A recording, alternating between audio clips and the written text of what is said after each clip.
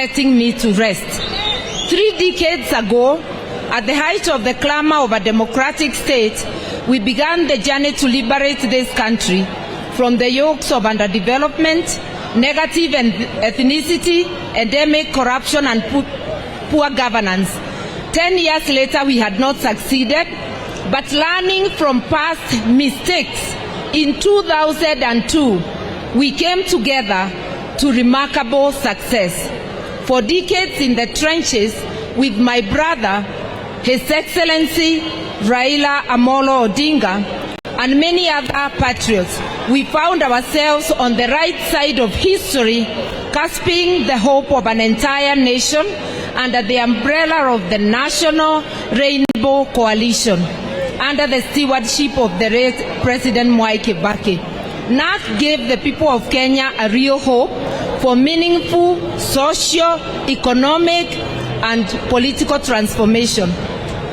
2002 was a powerful moment of dreams about possibilities and dreams of what can be when a people and their leaders are united in purpose, in servanthood.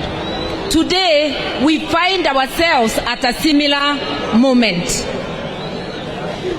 We find we are responding to a higher calling, albeit in different environment to that of 2002. What happens to our dreams when they are deferred? But a desire to fulfill the tree of life. In certain moments, it has seemed as though we as a nation have deferred some parts of our national dreams and values. But we have also seen some seeds sprout in the economy and infrastructural development. Although the foundation has been made, much more needs to be done, especially in the area of social and economic rights.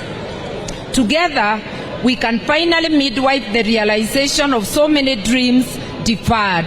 This is the Azimio la Umoja dream. Together we can breathe new life and validation to the Constitution. Together we can strengthen the foundations for a demonstrable, definitive, and final battle against the 3 enemies His Excellency Raila Odinga has been talking about: endemic poverty, disease, preventable deaths, as well as ignorance. We also need to fight the indignity of corruption. I believe in my heart of hearts that if we can erode the power of corruption in our midst, we can finally cross the Rubicon to the promised land.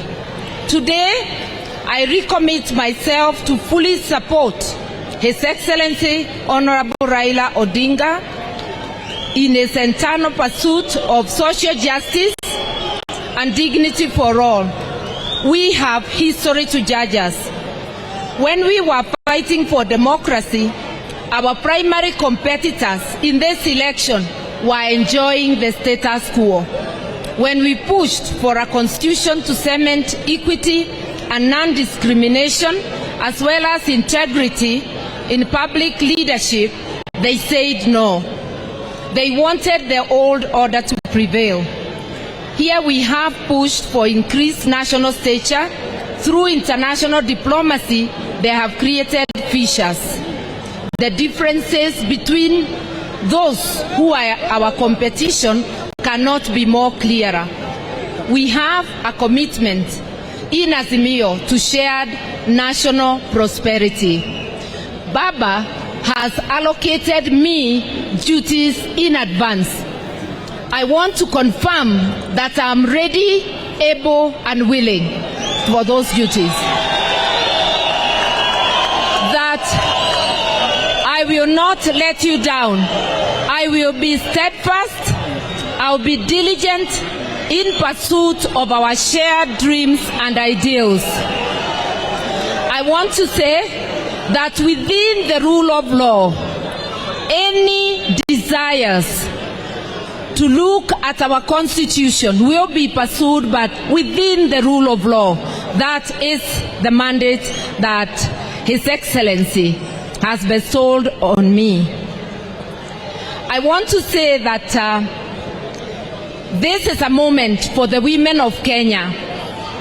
It is a moment that my late grandmother, one of the most instrumental women in my life, would have been proud of, but she would not have been surprised because generations of women have fought for space in the decision-making table.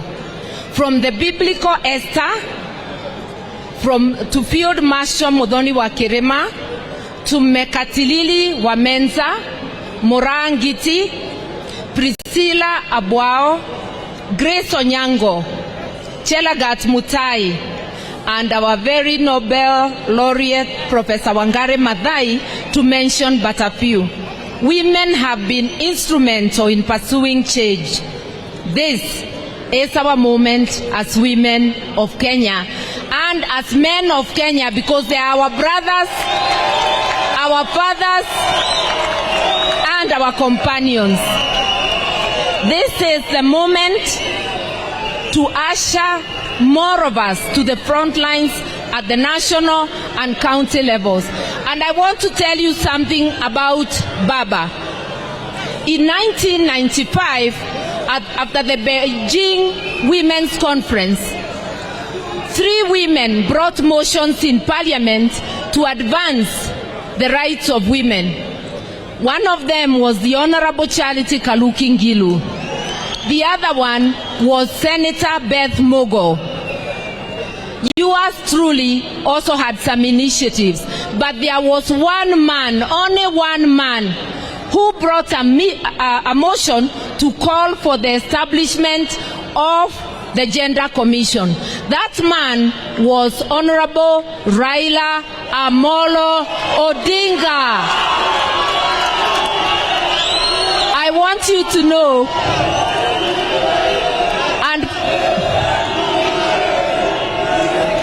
and for this, we salute him. Yes, thank you. Thank you. Hello.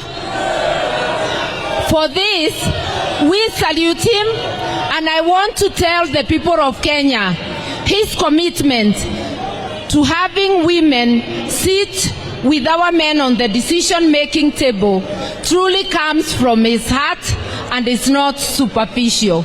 That is the person, our esteemed candidate, the Right Honorable Raila Odinga, is.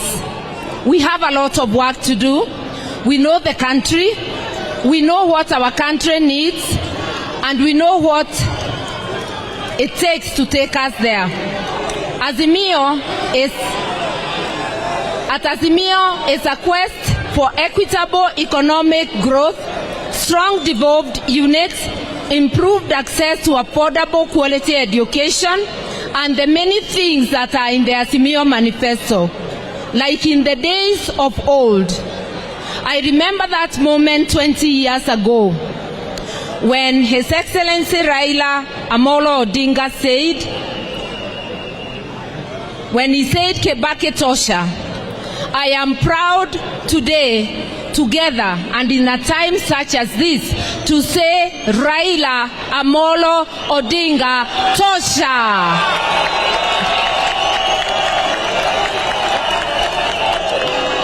So we are asking you, Asante, hello,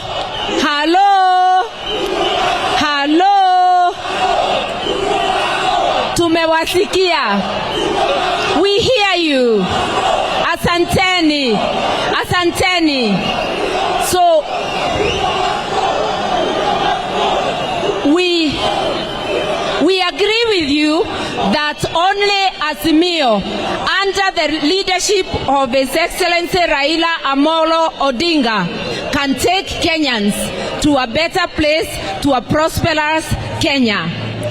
We urge you to please come and walk with us. Ladies and gentlemen, wananchi wapendwa, friends and family, with these few remarks, with utmost humility, I stand before you today to say that I, Martha Wangari Karua, do hereby proudly accept this nomination as Deputy Presidential Candidate.